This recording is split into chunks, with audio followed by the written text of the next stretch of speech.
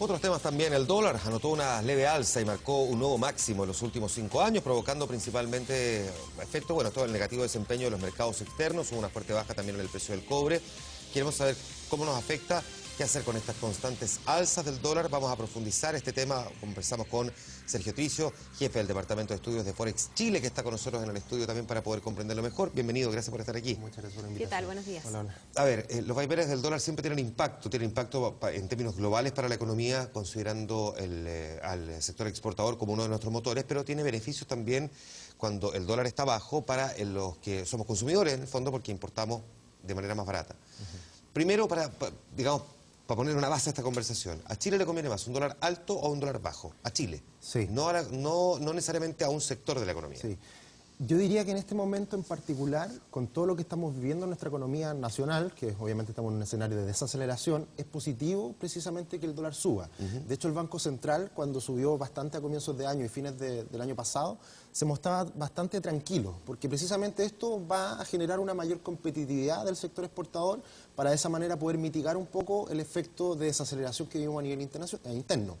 Por lo tanto, claro, vemos un efecto negativo en el consumo, porque obviamente el adquirir bienes importados nos van a salir más caros, pero en la economía en conjunto es positivo para Chile en definitiva.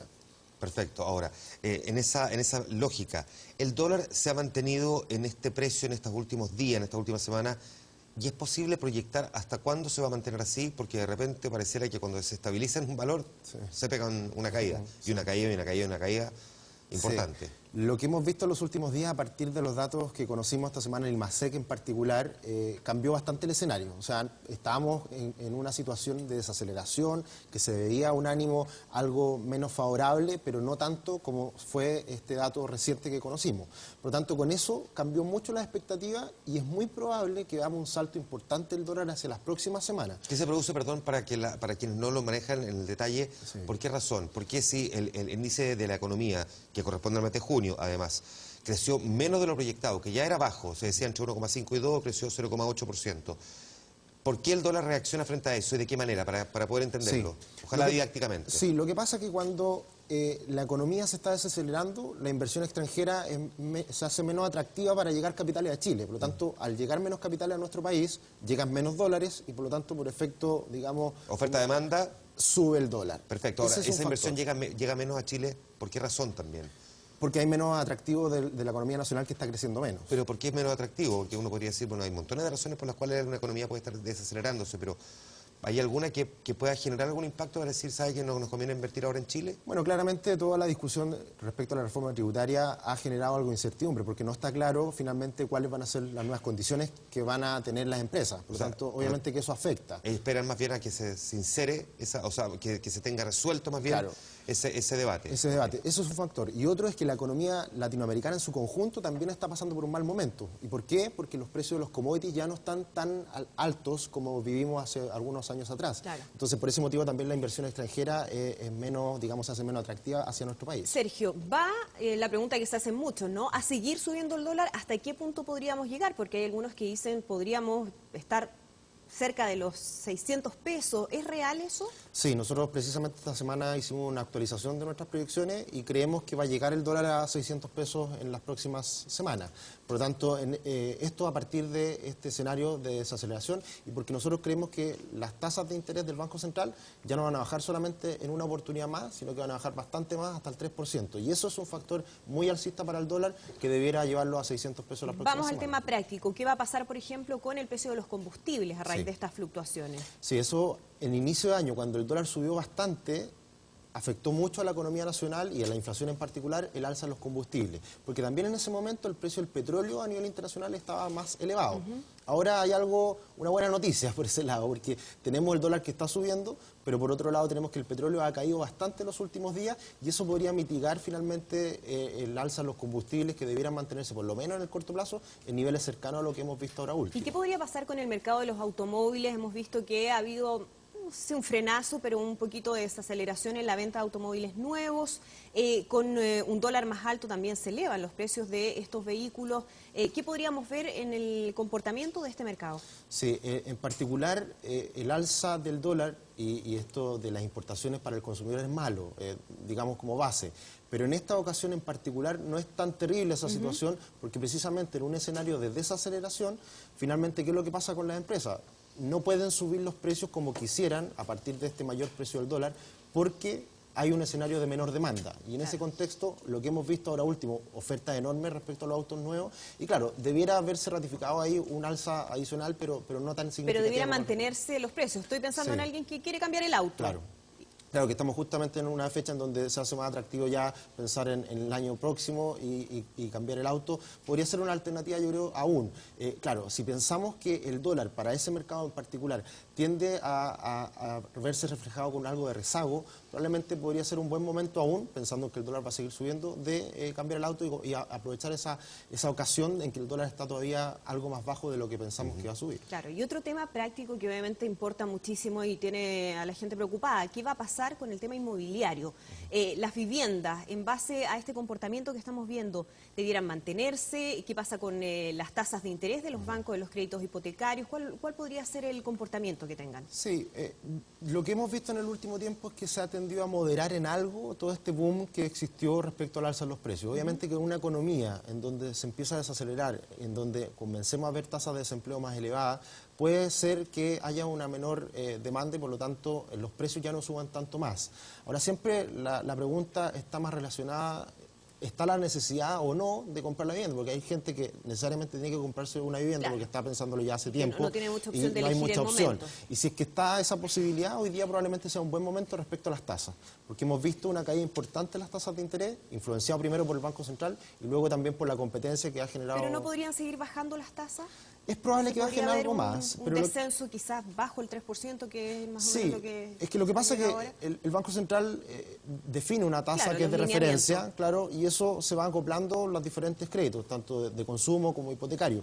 Y los hipotecarios generalmente se mueven más lento que los de consumo. Por lo tanto, obviamente, en un escenario de menores tasas puede afectar, pero también no debiera ser algo tan radical como lo va a hacer probablemente la baja de tasas del Banco Central. Pero si alguien quisiera comprar y tiene la opción de esperar, la recomendación sería esperar un ratito. Si las decisiones hoy o 3 meses más, probablemente en 3 meses más hayan condiciones más favorables. Ahora, te saco un poquito el tema del dólar, pero de todas formas, aprovechando tu experiencia y tu conocimiento, hemos tenido también menor generación de puestos de trabajo y por lo tanto también hay una menor propensión al consumo o la demanda interna, al consumo privado, por decirlo así. ¿Esto cuánto está impactando hoy a la economía también? Sí, hace un par de años atrás y hasta el año pasado también, lo que ocurría es que el mundo se estaba desacelerando, teníamos menores precios del cobre y nuestra economía se estaba viendo inicialmente afectada por este contexto menos favorable. Y en ese momento lo que mitigaba esa desaceleración externa y efectos externos hacia nosotros era precisamente el consumo interno. Ahora esto está cambiando. Lo que ocurre es que hemos visto una caída muy significativa en el consumo interno a partir de las ventas minoristas, por ejemplo, y precisamente en este comunicado del Banco Central, que dice que hay un IMASEC bajo, lo manifiesta a partir de la venta también de ventas de automóviles, que fueron muy fuerte la caída. Entonces, estamos viendo un menor consumo, la gente está hoy día con mayor cautela, y eso es lo que nosotros hemos manifestado en el último tiempo. Cuando se genera este escenario de menor optimismo, finalmente se va esto traspasando hacia las confianzas, y las confianzas es difícil poderlas revertir. Por lo tanto, hoy día estamos cayendo en estas profecías autocumplidas, en donde generalmente hay un mal ánimo y finalmente eso se ratifica en la economía posteriormente. Con una precisión, para quien pueda, digamos, quedarse con la idea de que esto es una debacle. No. Esto es una desaceleración, no es un frenazo. Desaceleración es el país sigue creciendo, pero crece menos que comparativamente al año pasado, que el año pasado fue 4,1 el crecimiento. Sí, algo superior 4,1, claro. Y el anterior al 2013 fue 5,6. Exactamente. Ya, es solamente para entender que este año las proyecciones dicen entre 2,5 y 3,5, aunque entiendo que por estos días debería haber una nueva revisión de las proyecciones de crecimiento que hace el Banco Central. Exactamente, la próxima semana... El 18 de agosto, ¿no? Claro, el próximo... se entrega el comunicado del Banco Central la próxima semana, pero lo importante siempre en esto son las encuestativas de expectativa económica. Ya. La expectativa, que sale el próximo lunes. Y ahí se debería haber una rebaja importante en donde las expectativas de crecimiento para este año debieran estar hoy en día en torno al 2,5. Perfecto, ya. Y que esto es muy importante porque, por eso lo pongo en su contexto, para que no quede la sensación de que esto es francamente una debacle. El resto de la economía latinoamericana, entiendo que salvo Colombia y México, corrígeme si me equivoco, también están creciendo menos que lo que crecieron cada uno de esos países de Latinoamérica el año anterior. Exacto. O sea, estamos en línea más bien, pues tú decías, entre otras cosas, por el menor precio de los commodities, y Latinoamérica es muy exportador de commodities. Chile vende cobre. Se terminó el ciclo de la inversión minera, pero al mismo tiempo China ha hecho un anuncio muy relevante de un plan muy ambicioso, probablemente de los que se tenga recuerdo en las últimas décadas, de inversión en construcción de viviendas, y eso va a significar una nueva demanda de cobre en los próximos años. ¿Eso deberá reactivar de alguna forma, crees tú, la economía, al menos desde la perspectiva de un nuevo ciclo de inversión minera en Chile? Yo creo que por el momento no, porque con los precios actuales del cobre, si bien no son tan malos como lo que pensábamos a comienzos de año, que se esperaba un cobre en $3 y hoy día estamos en 3.15, 3.20 promedio, es bastante mejor. Claro. Y por lo tanto, en ese contexto, quizás nuevamente sea atractivo volver a pensar en este sector.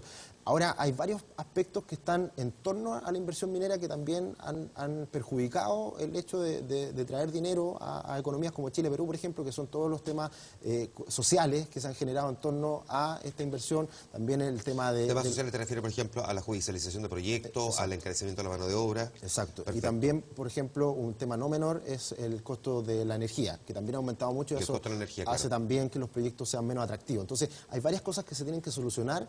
Y además con una mayor demanda y con un aumento del precio del cobre, que eso todavía por el momento no se ve. Y ojo con China, porque si bien hay planes que se han anunciado en el último tiempo, no van a cambiar el escenario de desaceleración controlada que está viviendo China. Claro, lo que pasa es que una desaceleración controlada de China se comprende, pero distinto es si se mantiene esa desaceleración, pero por otra parte está decidiendo hacer inversiones de esta naturaleza en construcción de viviendas, que demanda, voy a decirlo en simple, cemento y cobre fundamentalmente para construir. Sí, no, de todas maneras, y otra cosa que es muy importante también, que con las tasas de crecimiento en los últimos años de China, hoy en día es muy diferente hablar de un China en el 2015 que un China en el 2005, en donde obviamente crecía a tasas más altas, pero consumía menos de todas formas, Perfecto. porque la tasa de comparación era menor.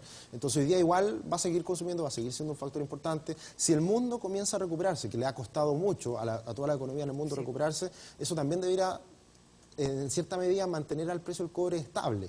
Por lo tanto, hay hartas cosas que se contraponen y eventualmente, pero ya pensando en unos años más, podría reactivarse nuevamente la inversión minera. Sergio, y eso sería bueno para nosotros. Volviendo al tema del consumo y las previsiones de empleo que ha habido de desempleo, ¿qué le podrías recomendar a una persona que quizás tiene cierto temor de la situación que se viene, que no sabe muy bien si gastar o no gastar, en cosas que obviamente es posible hacer el ahorro, ¿no? Claro. Vacaciones, viajes o bienes que quizás no son básicos. ¿Qué recomendación se haría? ¿Es necesario frenar un poco el gasto o la verdad es que se puede mantener el consumo que se tiene hasta ahora? Sí.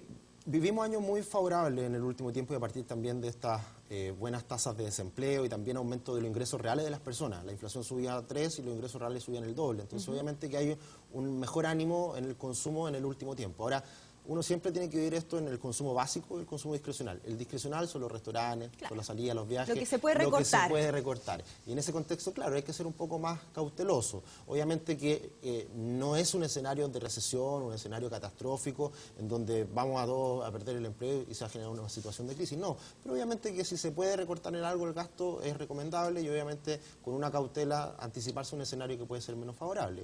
Y por ejemplo, recortar el gasto, no sé, tú mencionabas restaurante y llevarlo quizás a algo de ahorro, hacer esa modificación. Claro, es el ideal, tener un poquito el colchón ahí ante cualquier situación difícil. Dentro de lo posible. Un porcentaje importante de chilenos destina al 100% de su ingreso a gasto, y por lo tanto se le hace más complejo, pero aún así tratar de ver cómo se ajusta. Exactamente.